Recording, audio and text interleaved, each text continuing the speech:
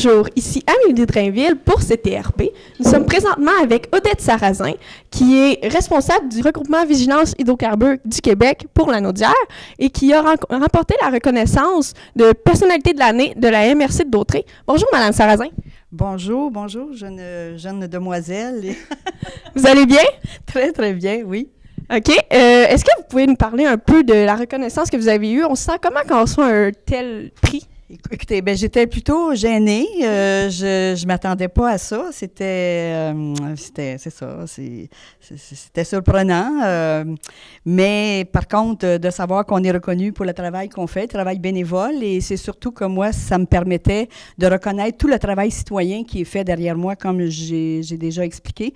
C'est que quand même, les comités vigilants d'hydrocarbures de la Naudière, il y en a quand même 12, ce qui regroupe environ 200 personnes actives dans ce dossier-là. Et aussi, j'ai un autre dossier que je porte aussi, qui est le marché de solidarité régionale de Brandon, dont aussi encore une cinquantaine de bénévoles travaillent à ce marché-là, à cette organisation-là. Donc, je me disais que d'être reconnu, si tous les gens peuvent en prendre des petits morceaux, écoutez, je le partage avec tous les gens qui travaillent avec moi, puis c'est dans ce sens-là que j'ai accepté cette reconnaissance. Effectivement, puis j'imagine que ce prix-là aussi, ça représente beaucoup pour les personnes qui sont avec vous, puis vous leur donnez un peu de la reconnaissance aussi parce qu'ils vous aident beaucoup dans votre travail. Mais oui, c'est ça, c'est comme je dis aussi, c'est qu'une reconnaissance, c'est que tu n'es pas tout seul, en tout cas surtout dans ces projets-là, d'être reconnu, c'est de reconnaître le travail qui se fait sur le terrain, parce que si ces gens-là étaient pas là, et moi je serais pas là non plus, là, fait que c'est ça, fait que donc, comme je l'ai dit tantôt, chaque personne, prenez-en des petits morceaux. Tous ceux qui font du bénévolat, que ce soit pour nous ou pour d'autres, souvent ces gens-là sont dans l'ombre. Puis il y en aurait beaucoup d'autres qui pourraient recevoir cet honneur-là d'être reconnus pour le travail qu'ils font, mais beaucoup de gens travaillent dans l'ombre, puis ça ne l'est pas. Mais nous, on a la chance quand même d'avoir cette visibilité-là.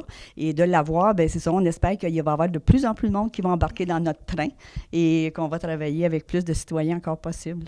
Est-ce que vous pouvez nous expliquer le parcours qui vous a mené jusqu'au regroupement Vigilance Hydrocarbures? Parce que j'imagine vous n'avez pas juste travaillé dans des regroupements environnementaux. Et non, moi, c'est ça, mon parcours, je suis native de Saint-Gabriel de Brandon, de famille ancestrale de Sarrazin à Saint-Gabriel. Et mon parcours, je suis enseignante de formation, donc j'ai travaillé avec des élèves avec problèmes auditifs. Ça a été ma carrière à Montréal pendant 35 ans. Et en 2010, quand j'ai pris ma retraite, j'étais déjà impliquée dans un regroupement qui s'appelait les Amis de l'environnement de Brandon, et on organisait déjà des marchés, un marché paysan dans le cadre d'un autre festival qui s'appelait le Festival Fierté Passion. Et de là est née l'idée, c'est le projet là, qui est le premier projet qui est né. C'était mon projet de retraite, le marché de solidarité.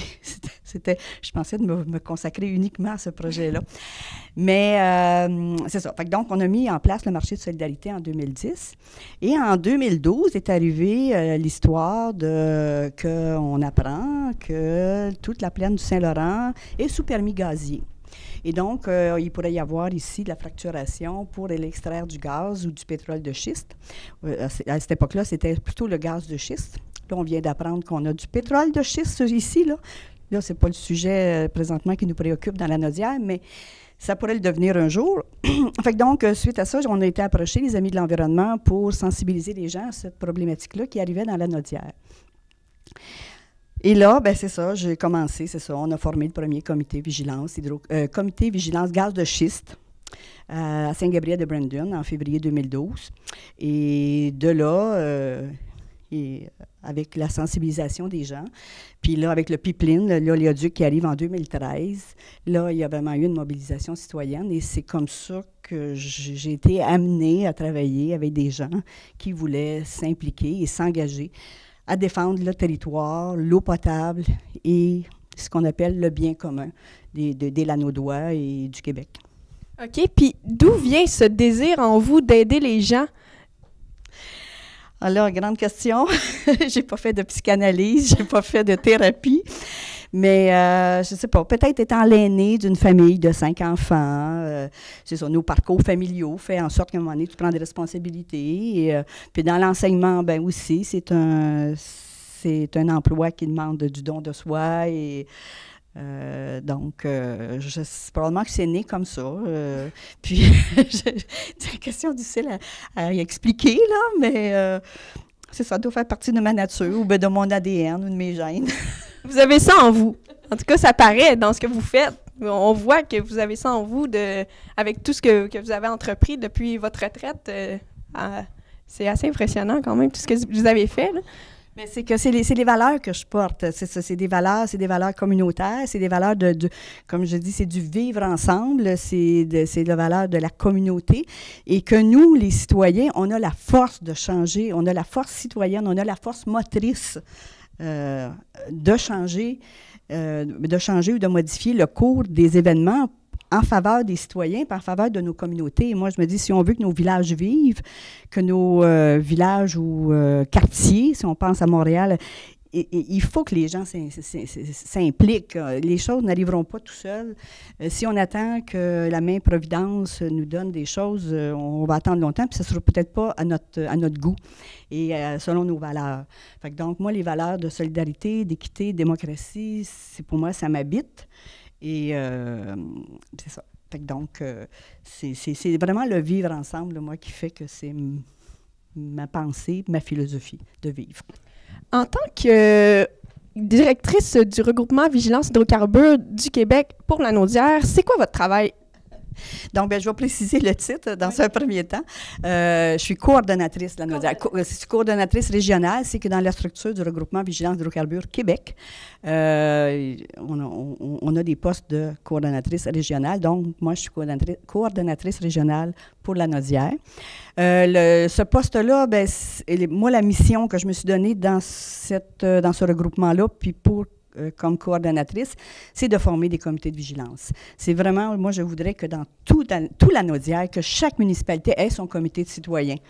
C'est vraiment mon objectif. Déjà, on a 12 déjà de former dans la Naudière, mais on veut aussi former plus au nord. Tu sais, on a l'impression que les comités de vigilance, c'est pour les gens qui sont aux prises avec l'oléoduc ou avec le gaz ou le pétrole de schiste, mais c'est que ce développement pétrolier-là a plus que juste un pipeline, plus que juste un tuyau, ça affecte les changements climatiques. On est dans un moment où on a le choix, on a le pouvoir de faire en sorte de modifier parce que là, on se précipite vers les changements climatiques.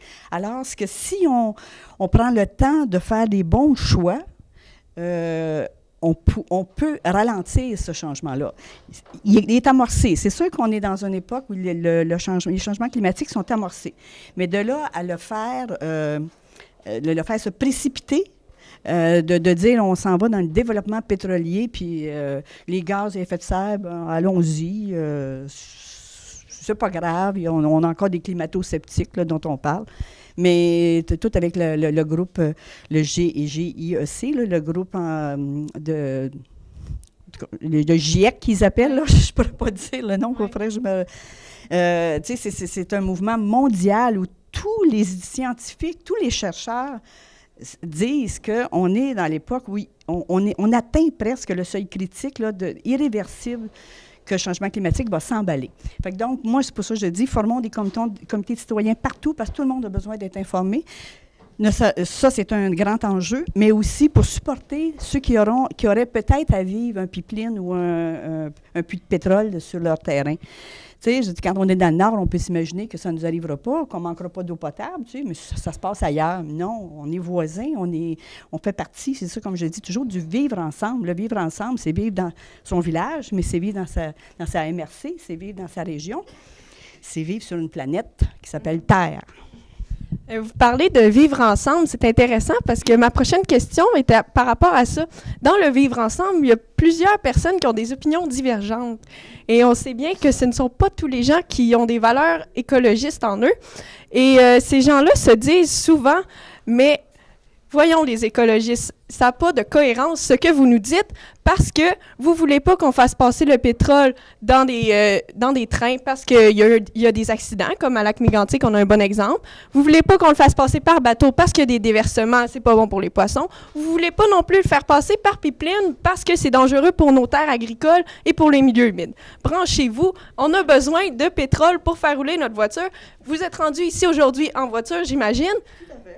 On a besoin de pétrole. C'est ça qu'ils disent, les gens qui ne sont pas écologistes. Et qu'est-ce que vous leur répondez? Donc, le pétrole, effectivement, aujourd'hui, on a besoin de pétrole, mais on n'a pas besoin de ce pétrole-là qui vient de l'Alberta. Déjà, on a suffisamment de pétrole pour s'alimenter présentement. C'est un pétrole dont on n'a vraiment pas besoin. Deuxièmement, ce pétrole-là, nous, au Québec, on pourrait encore en avoir encore moins besoin parce qu'on a l'énergie électrique. Il s'agit d'aller vers la transition. Il faut vraiment décider, comme peuple québécois, de dire que nous, le pétrole, on est capable de s'en libérer. Libérons-nous du pétrole et on est capable de le faire. Là, on se fait imposer du pétrole qui nous vient de l'Alberta, alors qu'on n'en a pas besoin, pas du tout, et qui ne nous apporte absolument rien, à part que des risques et les impacts environnementaux qui peuvent venir avec. Et si on fait un peu d'histoire aussi, quand est arrivé le temps où on a passé du cheval à l'auto, il y a eu un moment aussi que les gens disaient, écoute, ça n'a pas de bon sens, on ne peut pas aller avec une voiture. C'était impensable qu'on change complètement de mode de transport, de passer du cheval à la voiture. Aujourd'hui, on est rendu là. Aujourd'hui, on doit passer d'un mode voiture à un autre mode de transport. Le changement n'est pas facile. On a encore beaucoup de résistance, on le voit. Et par la question que tu me poses, je le vois, je le sens aussi, puis je l'entends bien beaucoup de fois. C'est que là, on est dans une phase de changement. Et le changement, il ne sera pas facile à faire parce que le pétrole nous a facilité la vie à un point tel qu'on pense qu'on n'est plus jamais capable de s'en passer. Mais il y a beaucoup d'alternatives et les alternatives vont être plus payantes en termes économiques pour le Québec, puis pour nos milieux ruraux. Comment on peut s'impliquer dans un organisme comme le vôtre si on est intéressé à s'impliquer? Écoutez, oui, et si vous voulez vous impliquer, bien, premièrement, on fait beaucoup de soirées d'information et c'est souvent l'occasion où les gens se joignent à nous pour aider chacun de leur comité de vigilance quand même. Comme j'ai dit, il y en a quand même 12 dans la Naudière. Et tout de suite, en partant, je vais vous donner tout de suite le premier exemple qui me vient. Ce soir, quand nos MRC, quand nos élus ont besoin de nous pour les appuyer, bien ça n'est un moyen de venir avec nous et de se joindre à nos comités de vigilance. Puis là, c'est une invitation à toute la population, mais si vous voulez vous joindre à un comité, soit comme membre ou comme sympathisant, bien vous êtes toujours informé de ce qui se passe. Fait que c'est un des avantages. Deuxièmement, aussi, le 21 janvier, à Saint-Cuthbert, il y aura une soirée d'information avec Jacques Tétrault, qui est biologiste de formation, qui est aussi notre coordonnateur général. Fait que donc aussi, c'est l'occasion de s'informer, c'est ce qu'on se rend compte. Puis là encore, des fois, peut-être que dans vos parcours, vous avez peut-être parlé, bon, un pipeline, un oléoduc, c'est quoi? Gaz de schiste, pétrole de schiste, hydrocarbures, c'est quoi ça? Puis les gens disent, bien, puis moi encore, il y a un peu avant Noël, quelqu'un de Saint-Cuthbert, je lui dis, écoute, tu connais, tu sais, il y a un pipeline qui va passer à Saint-Cuthbert. Quoi? Un pipeline? Ils ne savent pas. Fait que donc, l'information est primordiale. Et c'est dans ce sens-là que se joindre à un comité de vigilance ou à un comité citoyen pour être informé, c'est la base là, de la participation citoyenne. Tu sais, on ne s'implique pas parce qu'on ne connaît pas. La connaissance fait qu'on sait pourquoi on s'implique, on sait qu'on a un impact. Et puis là, c'est ça. Fait que donc, puis nos élus, parce que ça passe par les municipalités avant tout, les projets vont avoir les impacts de ce projet-là, pétrolier, entre autres, si on parle du pipeline, a des impacts avant tout sur les municipalités. C'est les premiers, les premiers qui vont vivre les problèmes. Quand il va y avoir un déversement, qui on va appeler? La sécurité civile, la sécurité pour sécuriser les lieux, pour fournir l'eau potable à des gens qui n'auront plus d'eau potable. Ça va être les municipalités qui vont être au cœur. Là, ils sont au cœur des décisions, mais ils sont au cœur aussi des problématiques qui vont survenir. Fait que donc, c'est pour ça que là, présentement, on s'engage comme comité de vigilance vraiment à soutenir nos élus. C'est pour ça que les rencontres à vos conseils municipaux, à notre conseil des maires, à notre MRC, c'est primordial. On sait que la jeunesse est de plus en plus conscientisée. Ça doit être une motivation pour vous. Puis, ce que je me demande, c'est quels conseils vous pourriez donner aux jeunes, puis aux moins jeunes aussi, qui se sensibilisent de plus en plus à l'environnement, puis qui veulent faire leur part, mais qui n'ont pas le temps de s'impliquer dans un comité? Bien, non, c'est ça, pas le temps de s'impliquer, mais c'est donner de l'information.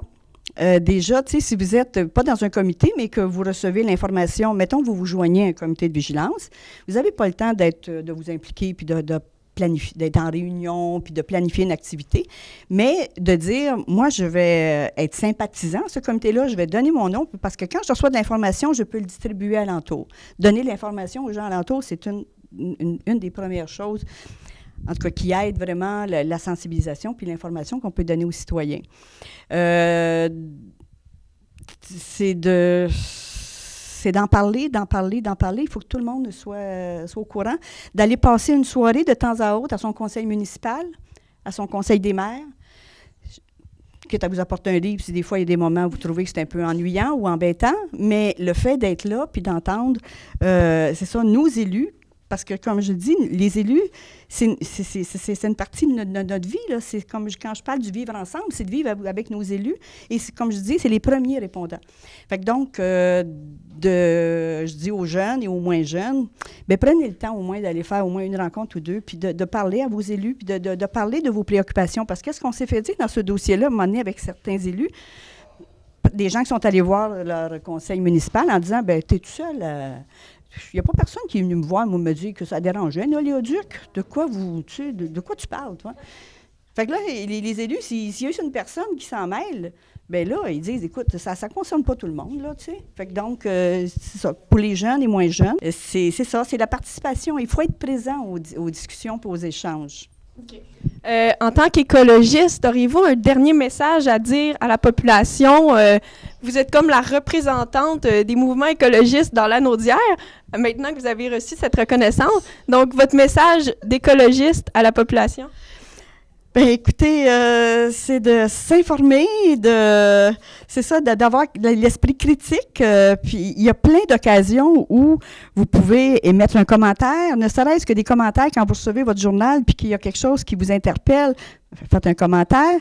Il y a aussi, bien là, il va y avoir des audiences, des bureaux des audiences publiques bientôt, de faire un mémoire, de vous mettre quelques-uns ensemble, d'écrire quelque chose qui vous préoccupe. Parce que c'est ça, je veux dire, il faut que toute la population soit consciente des risques qu'il y a à ces... en tout cas, là, on parle du développement pétrolier, puis que vous avez des opinions là-dessus, mais il faut les exprimer, il faut les dire, puis il faut les porter. Moi, ce que je pourrais dire, pour résumer tout ça, là, c'est d'aller porter votre message publiquement. Si vous restez dans votre salon ou sur votre balcon à regarder passer les centaines de voitures, en espérant qu'il y ait plus de bicyclettes, puis peut-être des voitures électriques, ça s'en vient. Mais c'est ça, tu sais, je dis, c'est d'aller porter le message publiquement, de venir le dire à votre conseil municipal, de faire partie d'un comité, d'être dans vos écoles et de regrouper des gens pour présenter des mémoires, d'appuyer des gens. C'est ça, des pétitions. Les pétitions, ça a un poids, ça aussi. Fait que donc, tout ça fait que c'est ça. La force citoyenne, la force motrice citoyenne va vaincre. Bien, merci beaucoup, Mme Sarrazin. Puis pour finir, ben, je crois que vous avez reçu une belle reconnaissance, mais je crois qu'une plus belle reconnaissance encore, ce serait des décisions concrètes de nos politiciens qui reflètent nos valeurs écologistes, les valeurs d'un futur Québec vert. Donc, tout à fait. Écoutez, c'est le mieux qu'on peut se souhaiter, c'est d'avoir, nos milieux de vie soient de qualité, un droit à un environnement sain. C'est le droit de tout le monde d'avoir de l'eau potable, d'avoir de quoi manger. Fait que donc, tout projet qui compromet ces besoins primaires, bien, je pense que les citoyens vont être d'accord avec moi pour se lever puis de ne pas permettre ces projets-là. Merci beaucoup, Mme Sarrazin.